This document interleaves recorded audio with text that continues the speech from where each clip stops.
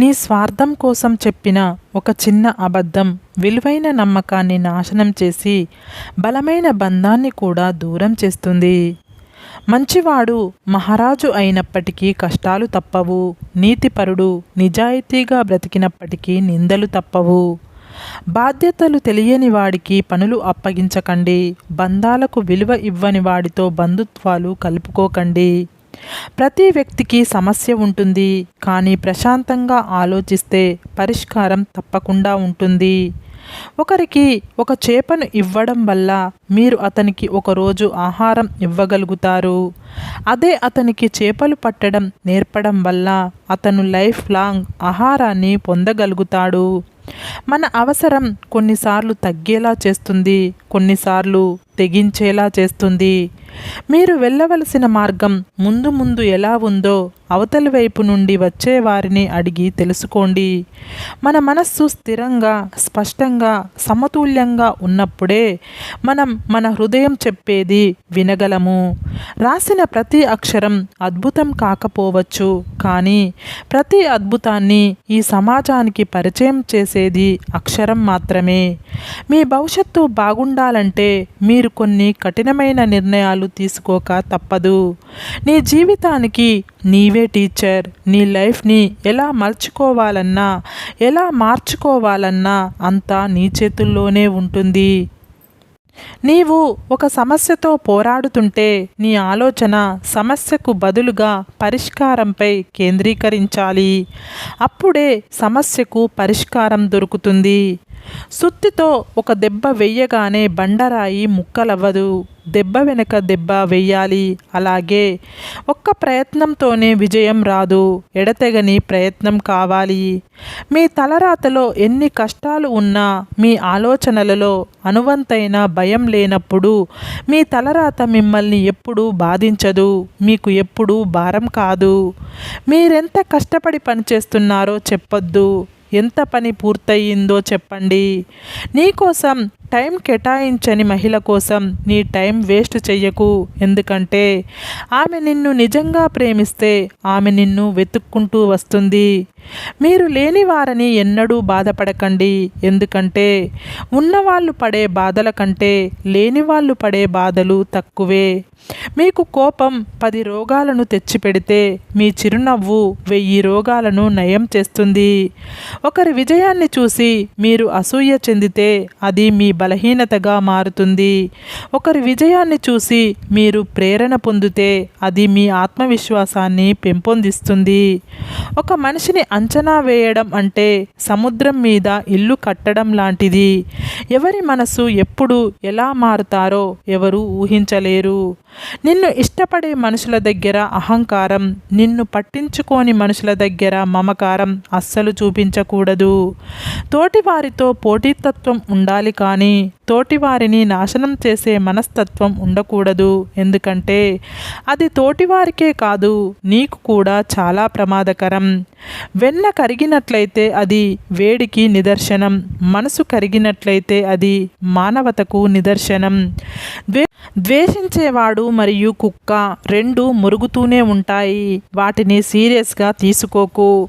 కేవలం ఊహలతోనే సమయాన్ని గడిపితే ఉపయోగం ఉండదు. నారు పోసినంత మాత్రాన పంట పండదు. నీవు ఆనందంగా ఉండాలంటే బాగా ధనమైనా సంపాదించాలి, లేదా మనిషి ఆనందానికి డబ్బుకి అసలు సంబంధం లేదనే జ్ఞానమైనా సంపాదించాలి. మనస్తత్వం కలిసిన వారిని వదులుకోవద్దు, మానవత్వం తెలియని వారిని కలుపుకోవద్దు. సంక్షోభంలో తెలివైన వాడు వంతెనలు నిర్మిస్తాడు, మూర్ఖుడు ఆనకట్టలు వేస్తాడు.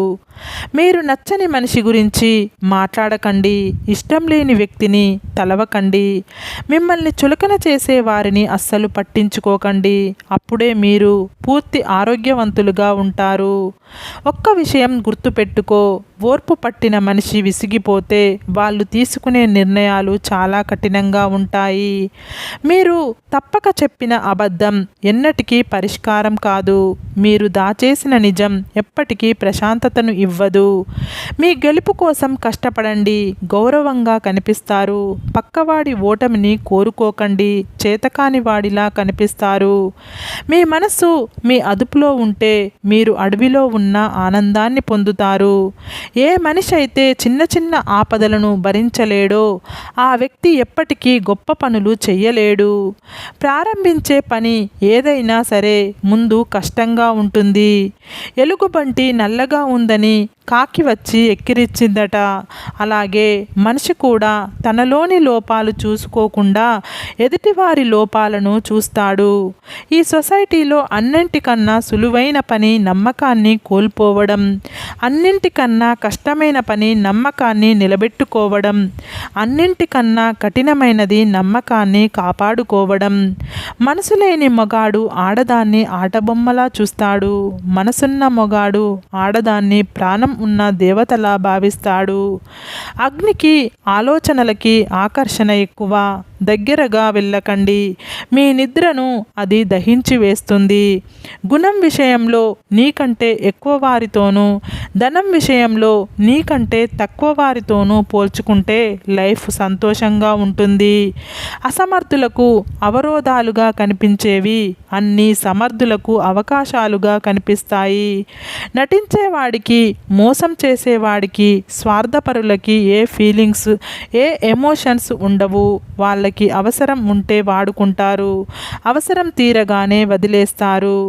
నిజం తెలుసుకుంటారు, నిజాన్ని చూస్తుంటారు, అయినా అబద్ధాలను నమ్ముతుంటారు. కొందరు తెలివి తక్కువ వెధవలు.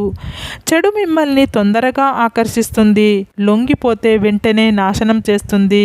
కానీ మంచి మీకు నిదానంగా అర్థమైన మిమ్మల్ని గొప్పవారిని చేస్తుంది. లైఫ్లో డబ్బు కంటే ముఖ్యమైనది మనశ్శాంతి. ఎందుకంటే దానిని ఎవరు అమ్మలేరు, కొనలేరు. సంతకం లేని చెక్కు, సహనం లేని మనిషి ఎప్పుడూ చెల్లవు, పనికిరావు. ప్రతి ఆవేశం వెనుక చెప్పలేనంత ప్రేమ ఉంటుంది. ప్రతి కోపం వెనుక చెప్పుకోలేనంత బాధ ఉంటుంది.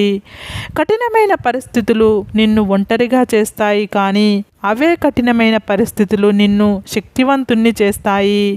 పలకరింపులు లేకపోయినట్లయితే ఎంతటి గొప్ప బంధమైనా క్రమంగా దూరం అవుతుంది. చేతిలోని గీతలను నమ్మకండి, ఎందుకంటే చేతులు లేని వాళ్ళకి కూడా భవిష్యత్తు ఉంటుంది. మంచితనాన్ని అలసుగా తీసుకొని వాడుకునే వాళ్ళు జీవితంలో ఎప్పటికీ బాగుపడరు. మనం గాలి లేని గదిలో కూడా ఒక రోజంతా ఉండగలమేమో, కానీ విలువలేని చోట ఒక్క క్షణం కూడా నిలబడలేము.